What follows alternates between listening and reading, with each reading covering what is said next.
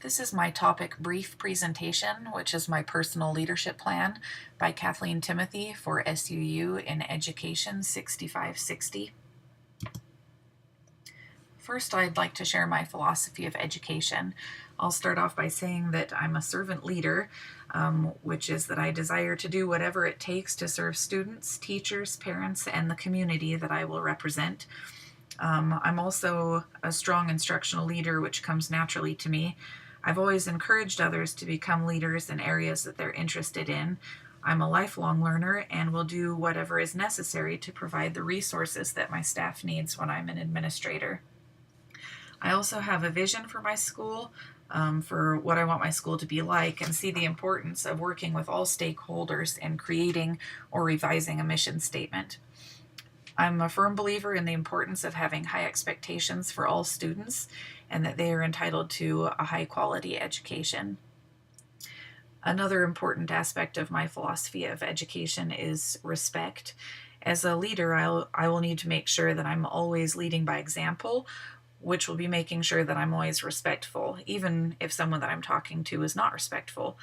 This doesn't mean that it's okay to treat me in a disrespectful manner, but that if treated poorly, I will make sure to not stoop to that level.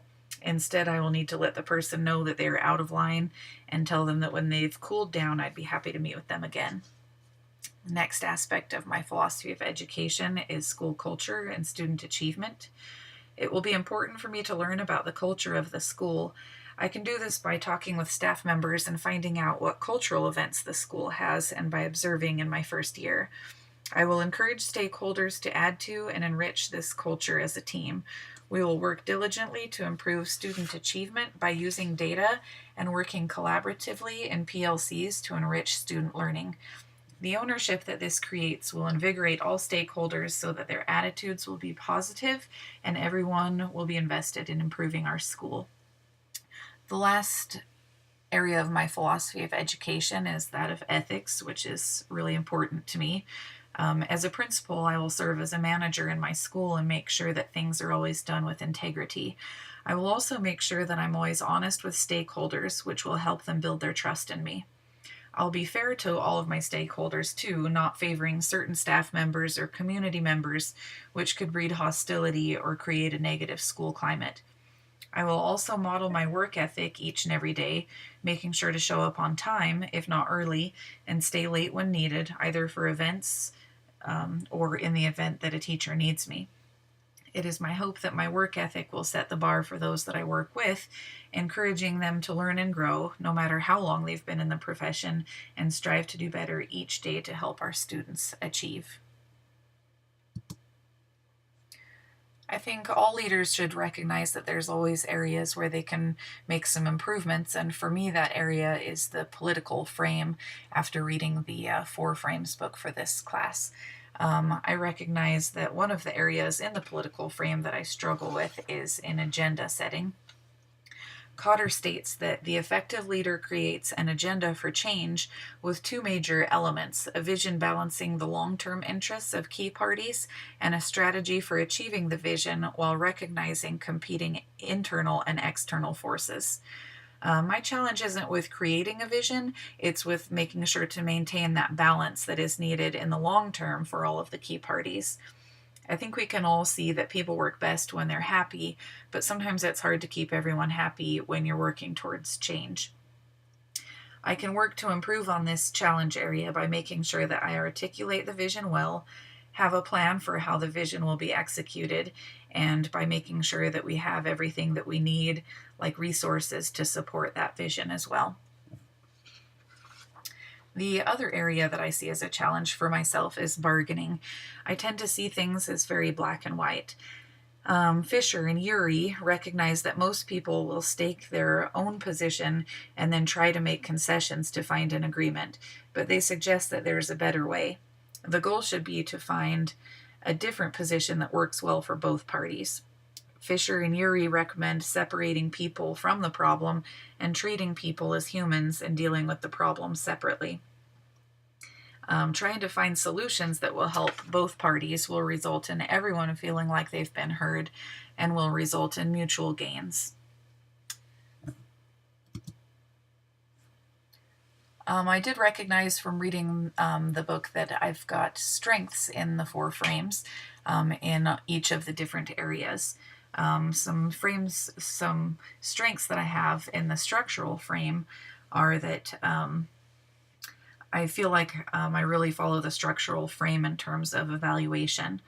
I think the structural frame fits me best here because I think evaluations should be conducted in a very systematic way. I think those that are performing well should be rewarded for their efforts and that there should be penalties for those that are underperforming. Evaluations that principals conduct are tedious but necessary. They are the foundation on which one determines with a team if a teacher needs remediation.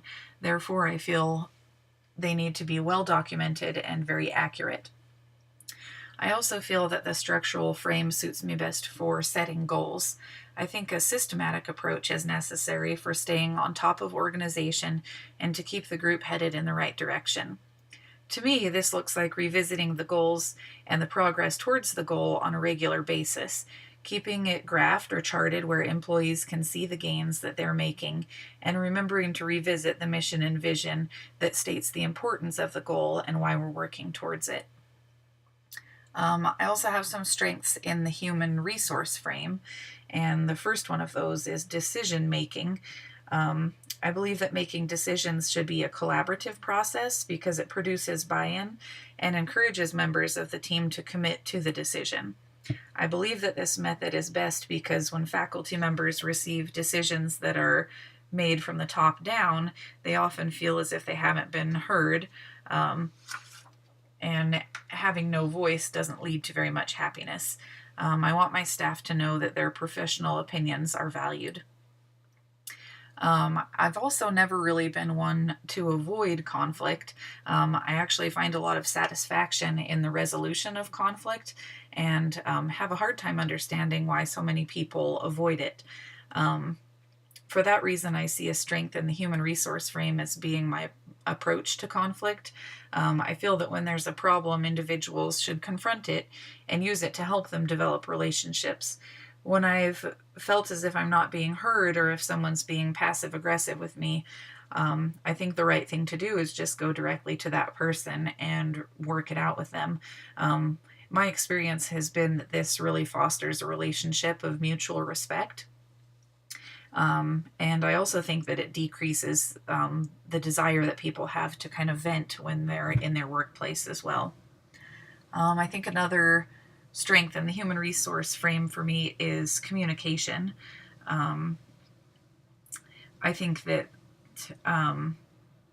it's important to exchange information with others so that they know that their needs and their feelings are being heard.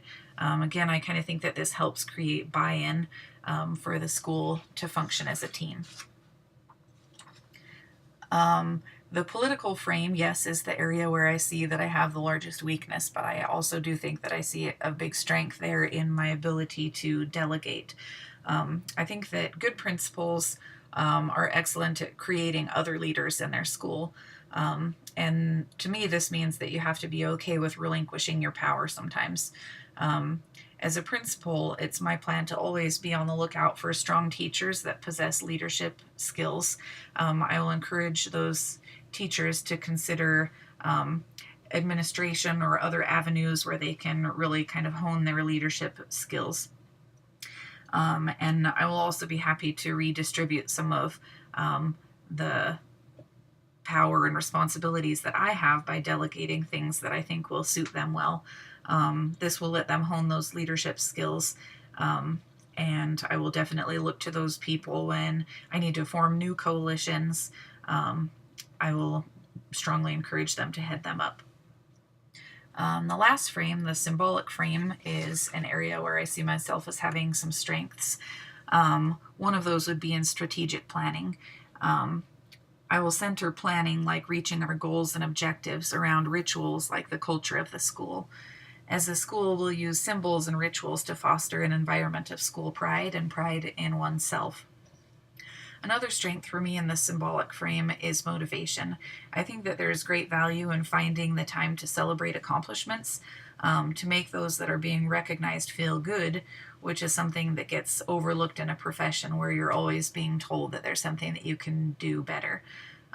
Recognizing the motivation of my staff will encourage them to make accomplishments that will be recognized and feel appreciated for their hard work. This last part is my conclusion and reflection. I believe that I will make an excellent principal because of the qualities that I have listed throughout this PowerPoint. I also feel that I have a good balance of the 4 frames. I think that this will help me with being able to connect to a lot of people. When I decide to do something, I have to give it my all. So it's just not in my heart to give it any less. I hope that people will see this behavior and strive to be even better themselves. I also just wanted to say that I understand that the 4 frames, really the ultimate goal is to take any situation and to be able to see them through each of the 4 frames, the structural, human resource, political, and symbolic. I think upon being able to do this, one has 4 different options for what works best in any given situation. And that can help one find the best solution. Now I realize in this PowerPoint that I've shared strengths that I have in each of the frames, but I haven't really shared how to take a situation and see it from each frame, so that you can pick which one works best for you. I'm kind of still working towards those skills. I think that it'll be good for me to actually reread the 6th edition of the 6th section of our text again, and really kind of take in some of those examples that the authors gave again. This is something that I'm planning to do so that I have better application of the 4 frames to any situation, and I think that this will help make me a strong leader as well, to really understand those frames and be able to see situations in different ways so that I can pick what best suits the situation. Thanks so much for your time.